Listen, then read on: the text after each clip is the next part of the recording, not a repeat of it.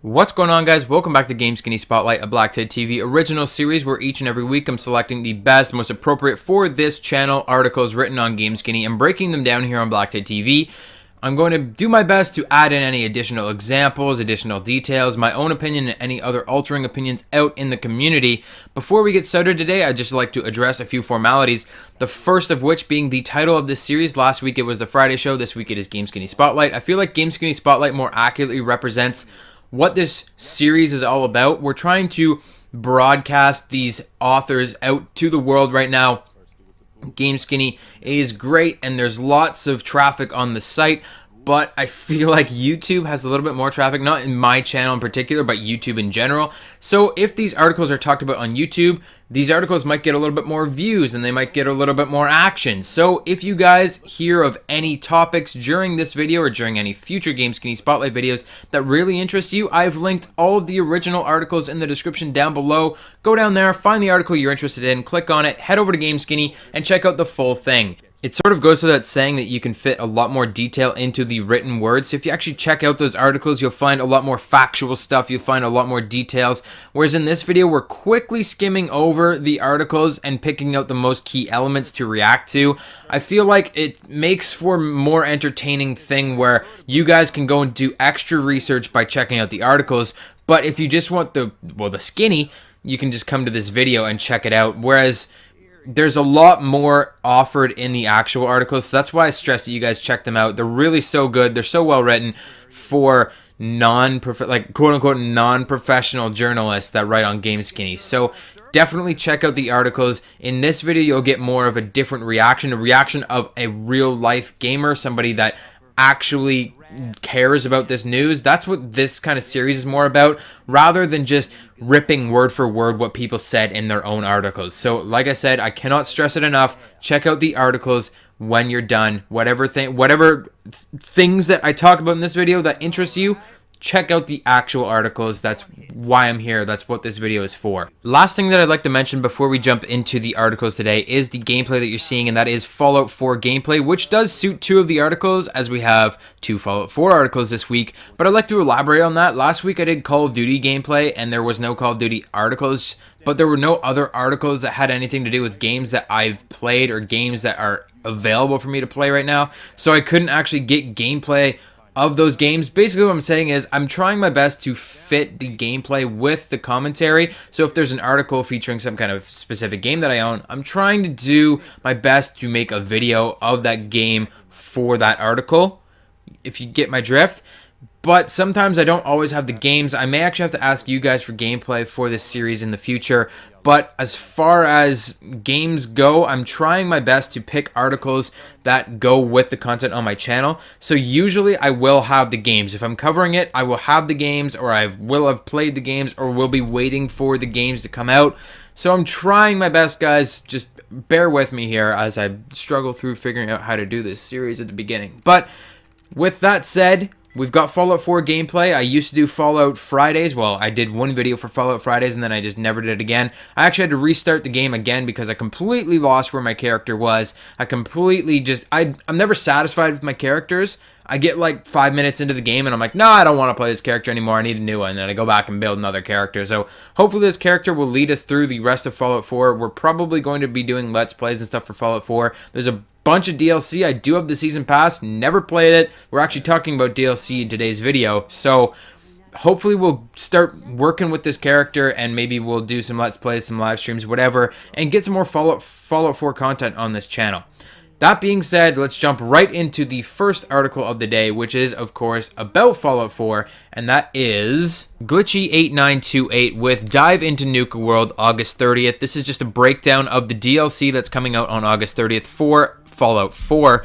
So August 30th is only 4 days away, and we're getting the final, quote-unquote, the final DLC for Fallout 4. I have a hard time believing that this is going to be the final DLC, as a lot of the DLC for Fallout 4 has been really small. Like, Automatron was pretty small, like, just a few extra quests. Like, there was a lot of really small DLCs put out for Fallout 4, and I feel like this game is a game that's supposed to last for a very, very long time, like, its actual lifespan, so that they can work on their other projects. Bethesda is really growing into a bigger kind of company at this point. They're putting out a lot of extra games. Like their show at E3 was phenomenal. If you missed, I don't know if I did coverage on that or not. I may have. I don't think I did, but their E3 show was absolutely amazing. Just look it up on YouTube when you have a chance. Look up the Bethesda E3 show from 2016.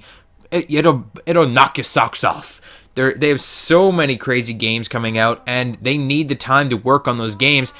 If they're already working on Fallout 5, I mean, I don't think they are. They're just not. They still have their Elder Scrolls 6 to come out. It's got to come out before Fallout 5.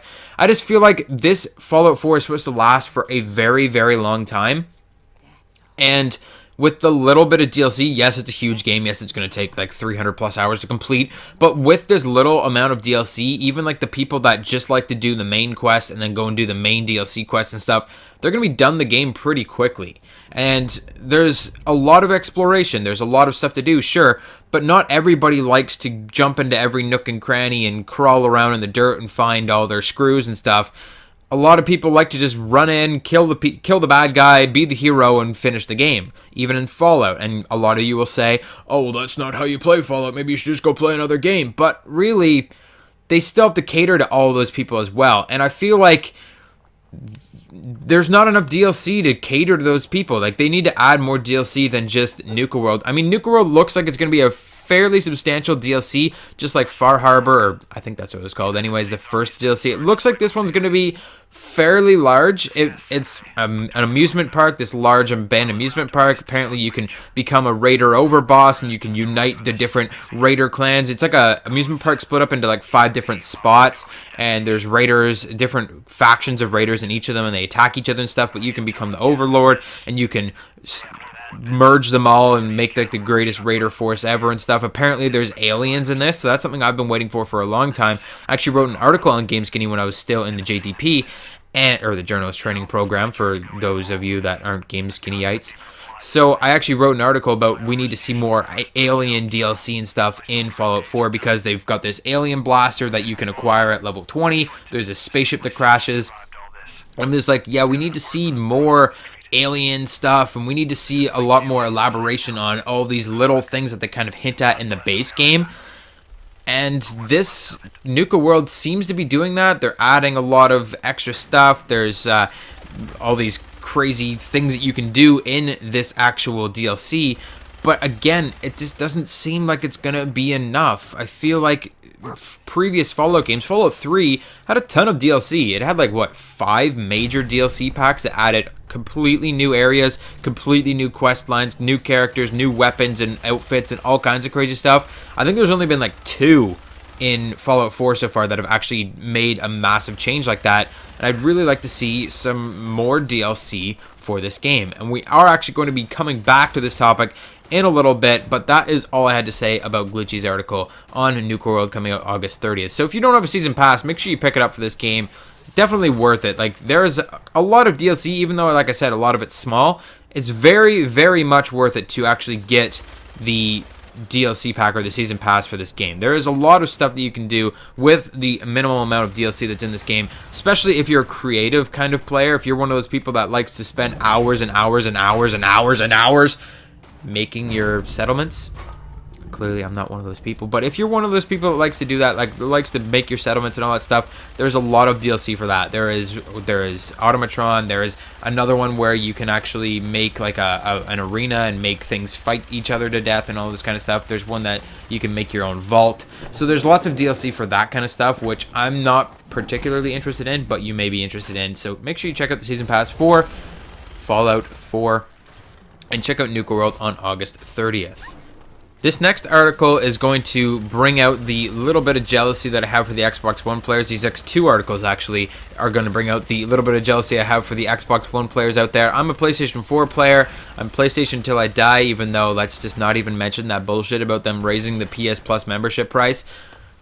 There's a video on my channel. I'll link it in the cards or whatever. So there's not much that can make me jealous of Xbox One, but this is one of those little things, and actually the next article will be as well. But Rise of the Tomb Raider, which only came out on Xbox One for a little while, or Xbox One and PC, will be coming out on PlayStation 4 in a little bit, but it was like Xbox pre-exclusive or whatever.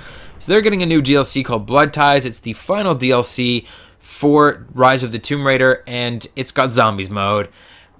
The thing about zombies mode in games is, I don't know if it's a good thing or a bad thing that every single game now seems to need a zombies mode. I mean, even Fallout 4, like there's ghouls in Fallout 4, they're basically zombies. So I don't know if it's a good thing or a bad thing that every single game needs a zombies mode now, but it is kind of cool. I would think I would enjoy it in a Tomb Raider kind of setting. I don't know if the zombies are going to be moving really fast, if they're going to be like slow moving zombies or whatever. It looks like they're going to be kind of in between, kind of like Resident Evil style zombies, which looks really cool. And these Rise of the Tomb Raider people that get this game before PlayStation 4 even, like, get this DLC before PS4 players even get this game at all are so lucky. So this article is by Angie Harvey, and she has just covered the full like trailer for Blood Ties, which is the final DLC coming out for Rise of the Tomb Raider. She just talked about the season pass and all this other kind of stuff.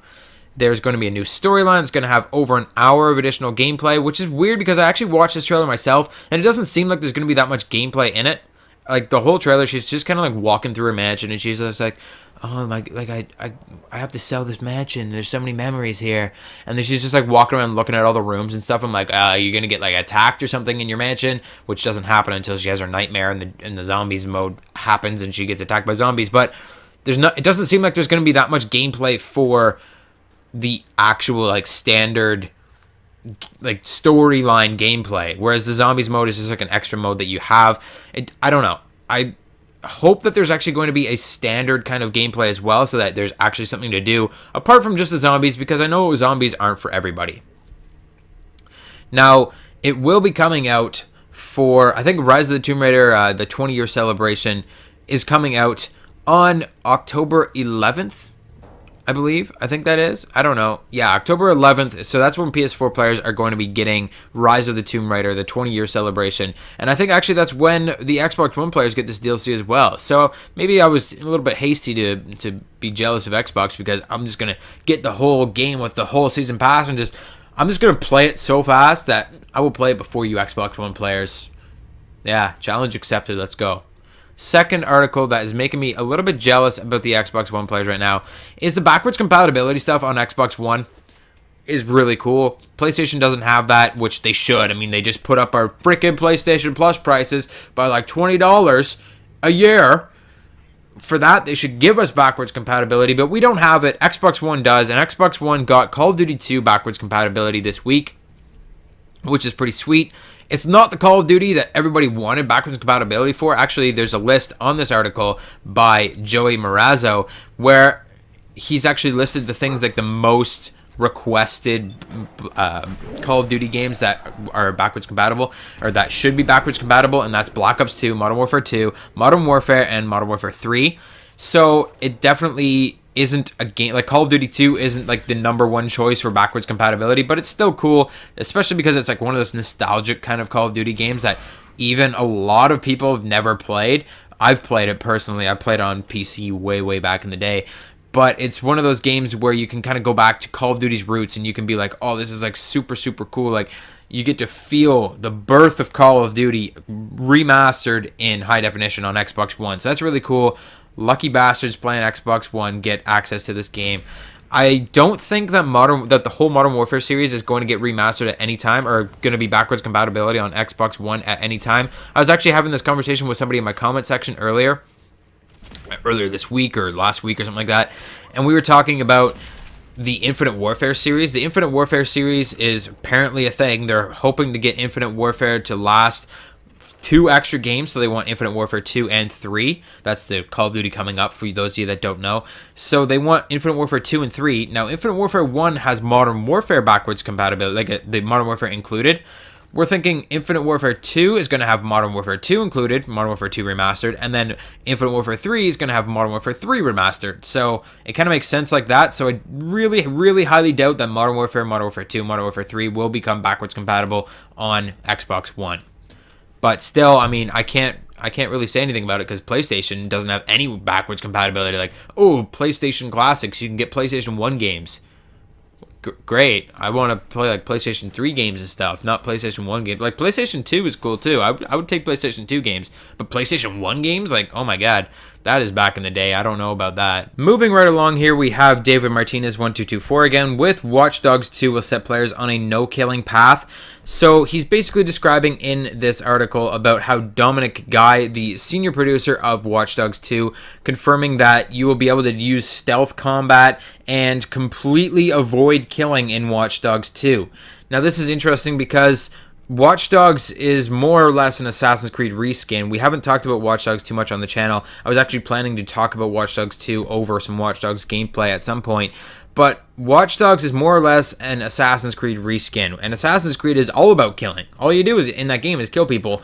And now they're taking killing more or less out of Watch Dogs 2. They're saying that it's still possible. They're saying that you can still play like lethal with guns blazing, explosives, and all kinds of crazy hacking abilities and stuff. But they're also saying that you can play stealth and play non-lethal and just kind of sneak around and you don't have to kill anybody. And I don't know how I feel about that, because I feel like being this person, being in these situations in a real life situation, you might have to kill people at some point. Like, I don't think it's Aiden Pierce anymore. I think it's actually some other kind of character. I think it was Aiden Pierce anyways in the first Watch Dogs. But I believe that the new character in Watch Dogs 2, if there is a new character, if it's the same character, I believe there's still going to be the same kind of style of character. There's still going to be like this heroic archetype, and they're going to have to go in to these situations where they may have to kill people at some point. And I feel like it would break realism to be able to sneak out of those situations. In the original Watch Dogs, there was spots where you would get in and you'd have to kill the enemies to get out. And that is just like something that is part of gaming. You have to kill enemies in gaming, usually. So I don't know how I feel about them giving us the ability to completely just not kill anybody. And just, I feel like video games are getting into this trend. There's a lot of different games that are doing this now where they're saying, oh, you don't have to kill anybody. You don't have to do, like, it's a killing game, but you don't have to kill anybody. And I'm just kind of scratching my head like, why? It's like games are trying to be like politically correct or something like that, or whatever. I don't know. I don't know what kind of correct it is, but it feels like games are trying to just allow the people that like, oh, killing, I don't want to kill people. Like they're letting those people kind of take over the way that our games are made. It's driving me nuts. I mean, I like stealth gameplay just as much as the next guy, but I mean, there's got to be some part in the game where they make you shoot somebody. Like, there's got to be. So, I don't know how I feel about this article. I just wanted to include this just because it kind of baffled me that all of these games nowadays are taking the option that or giving us the option that you don't need to kill anybody and you don't need to be caught and you don't need to, like, I feel like in real life, if this was happening in real life, I feel like I need to kill somebody at some point. Not that I'm saying I want to kill somebody, but I'm saying, like, you know what I'm saying. You understand. Moving on. Before we jump into our final Fallout 4 article, which is going to be probably the biggest story of the day, I'd like to talk about top 3 reasons why Sea of Thieves is a pirate's life for me by Dustin Frisch. I think that's how I say your last name. Let me know somewhere. I don't know how. But I think it's Frisch. It's Dustin Frisch. And he's got the top 3 reasons why he thinks Sea of Thieves will live up to its own hype. Sea of Thieves, if you do not know, is this new game. It was announced recently. I'm not exactly sure because, of course, it's another Xbox One exclusive or Xbox One PC exclusive, not coming to PlayStation 4. I feel like Xbox is actually the leader in keeping games exclusive to their system now. I feel like at the beginning it was PlayStation that was like, no, that's ours. No, that's ours. No, that's ours. And now I feel like Xbox is doing it. I feel like PlayStation's like, yeah, you can have this game. Yeah, you can do that. Yeah, you can take Tomb Raider, for example. Tomb Raider was a PlayStation exclusive from the first second it was made. and now it's an Xbox pre-exclusive. I'm just saying, but Xbox guys, stop being so greedy. Share your games with us. So Xbox One has this new game. It's called The Sea of Thieves. The first-person pirate kind of animated pirate role-play game, simulator game. It looks really cool. Definitely look it up. It actually took home a bunch of awards at Gamescom, winning Best Xbox One Game, Best PC Game, Best First Party Game, and Best Adventure Game. And it looks really cool. I never actually saw this game before I saw this article on GameSkinny. And I watched the video that was included in the article, and it just looks cool. Like, you can just do whatever. It's like a really huge simulator game. You just sail around the high seas, do whatever you want, play with friends. It is multiplayer, and it just seems so simple. Like, it's a very simple mechanic. There's not a lot of stuff on your screen. It's just going around doing whatever, doing pirate things, getting drunk with your mates, and you can get into ship battles, and you can play the hurdy-gurdy, and it looks like a fun game. Apparently, you need to use a lot of teamwork, so you can get together with your friends to play this game, and you can just play it forever. It's apparently going to have like missions and stuff like that. So it's just like a massive kind of role-play simulator game that you play with your friends. It just looks like a really fun game to play. I love the art style. It's by Rare from Xbox One, so I mean, that's kind of what you'd come to expect from them. But it just looks like a really, really cool game, and it looks like literally endless fun. And I would consider buying an Xbox One to play this game. The only other game that I was considering buying an Xbox One just to get the exclusive was actually Rise of the Tomb Raider, before they announced it's coming to PlayStation 4 like a year after its original release. So this game is seriously bugging me right now that it is Xbox One only. So if you Xbox players, just make sure you're getting all these games I'm talking about, because if you don't, I'm very disappointed in you. Moving into the final article of the day by Jim H. Moreno. This article is great because it's a listicle, but it's not of something that we already know exists. It's not of something that we already know. It's not like, oh, these 5 things can help you lose weight. It's like, exercise, eat less food. Like, we know that. Like, you don't need to tell me that. This is a listicle where he's coming up with his own things, and it's just great. So I want to talk about each of the things that he's left in this listicle. 5 potentially amazing Fallout 4 DLCs that don't exist, but should. So his first DLC that he's got is Murphy the Mad Woman, and it's about Mama Murphy, and she tells these stories when you're around Fallout, when you're playing Fallout 4, and you're around, what is it? Concord? No, whatever. The original place, like the first, you played Fallout 4, come on. But Sanctuary, that's what it's called. Haha! I knew I would remember it. So Sanctuary, when you're walking around Sanctuary, Mama Murphy's telling all these stories. She's like, yeah, I killed a Deathclaw with my pinky toe and all this crazy stuff. And you're just kind of like, yeah, sure. Well, he's saying, what if we got to have like a point of view kind of experience, or maybe we do some kind of weird thing where we go into the past and see her as this Murphy the Mad Woman character. Very cool idea. Except for one little thing. Mama Murphy is killable in her actual main quest. Spoiler alert. Well, I guess it's not really a quest. It's just like what you do for her. You can actually like talk to her, and you can either give her drugs and get her sight, or you can say, no, I'm not giving you drugs. You need to lay off that stuff and cure her addiction. But if you give her drugs, which I wouldn't give her drugs. If you give her drugs enough, she dies.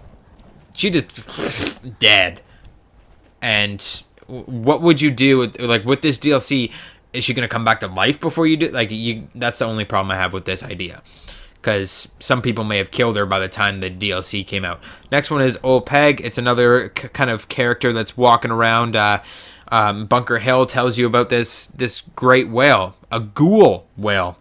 So it's a whale that's like an undead kind of creepy, like irradiated whale. And they talk about it. Old Peg never appears in the game. Never. You've never seen it in the water or anything like that. Even Jim in this article says that he thought that maybe we'd be able to see him in Far Harbor, because it's a mostly water-based kind of DLC. never showed up in Far Harbor either. Maybe it's in the game, maybe Old Peg is in the game, but it's like really, really well hidden. Maybe you have to actually go out and start swimming or some kind of crazy thing, swim down to the depths of the ocean or something to find this ghoul whale. But it would be really cool to see like a Moby Dick kind of story where you go out and you have to fight the whale or something in Far Harbor, like an addition to Far Harbor. That would be pretty cool. Next is the Broken Mask. I don't really agree with the third one here. This is just about the thing that you hear in Diamond City. When you go to Diamond City, basically they're telling you all about this character that he just was acting totally normal, and then he just lost his mind, jumped up and started killing people, and the city guard had to run over and kill him. And that's what got all the people in Diamond City freaking out about synths. Synths.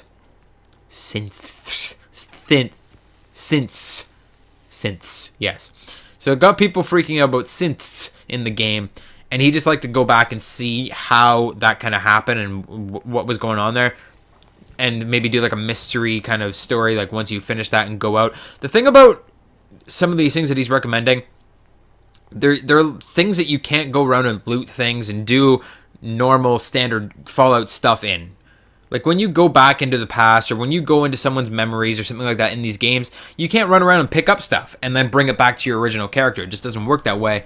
And that's what a lot of people like from their DLCs. They like to be able to have access to new weapons and new clothing and new kind of areas and stuff. Yes, you're giving us the new areas, new storylines, but in the long run, our original personal character cannot use those weapons and that clothing, because once they come back into their normal body, it's not like they're going to bring that Gatling gun that they picked up in the Old West and bring it back into the real world and start shooting it. Just doesn't work that way. So that's my only problem with his kind of go back into the past and see through another person's eyes kind of ideas for DLC. That's my only problem. Next up, he has the combat zone, which I've actually never been to the combat zone in Fallout 4. It's a big thing. A lot of people talk about it. He said apparently once you get in there, it's just like very small. There's nothing much to do. You just kind of kill all the raiders and then you're done.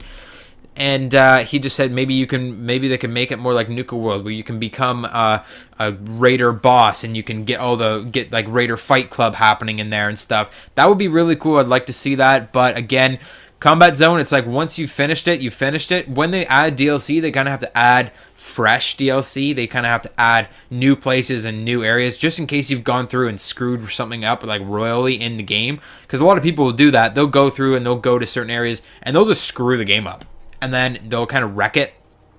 And then what happens is, if they add DLC to that later, the DLC will get all glitchy and it will get wrecked from what the characters have actually done there. So that's the only other problem with his ideas here, is that you can't just kind of go back and add DLC to an area that's already existing. Unless it was pre-planned to be DLC, can't really do that. East City Downs, he did kind of the exact same idea, where it was like, this is kind of like a racetrack, and basically like maybe we could go back and have like a robot race drone, like race place.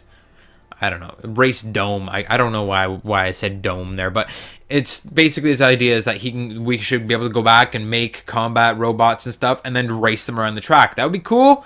But again, if people will screw up stuff, and then you won't be able to actually do those things when people screw up the game. So if they are adding DLC, it does have to be new areas. It does have to be new weapons, new clothes, and all that kind of stuff. Like Nuka-World, going to be a completely new area. Far Harbor was a completely new area. They can add extra quests and stuff, but they can't add extra things into a certain specific area unless it was ready already. Unless they were can't think of the word. Unless it's predisposed, I don't know. But basically, unless they've already had it planned, pre-planned? No, that's not the word. Unless they already have it planned, they're not going to add DLC to a certain area. So that's my last thing about his article here. If you enjoyed any of the topics in today's video, make sure you head down to the description and find the original articles. Hit that like button if you enjoyed. Hit the subscribe button on my YouTube page. Make sure you head over to GameSkinny if you're watching on YouTube. If you're watching on GameSkinny, head over to my YouTube page and check out more BlackTideTV. That is it for today, guys. I hope you enjoyed it. Like, subscribe, check out the articles, and I'll see you guys on the next one.